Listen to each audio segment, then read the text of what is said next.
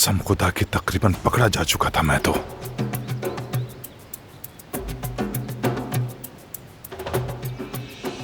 तुमने मुझे धोखा कैसे दिया? हाँ, छोड़े। ये आप क्या कर रहे हैं बाबा? खेल अब खत्म हो गया और मान लें कि आप इस खेल में हार चुके हैं। बकवास बंद करो अपनी और सिर्फ अपनी बात करो।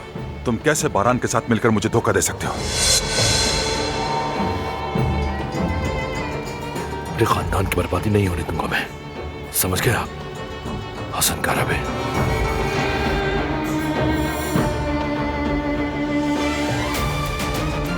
हसन,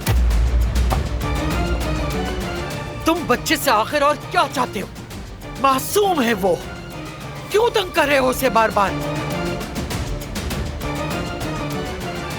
तुम उस बच्चे का साथ क्यों नहीं देते? जहां तुम्हें उसकी पीठ थपथपानी चाहिए, वहां तुम इसका गिरेबान पकड़ लेते हो।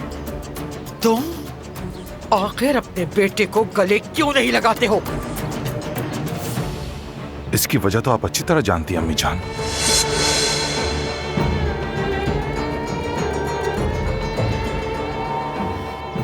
चाहे जो भी हो, वो एक काराबे है और तुम ये बात हरगिज़ न भूलना।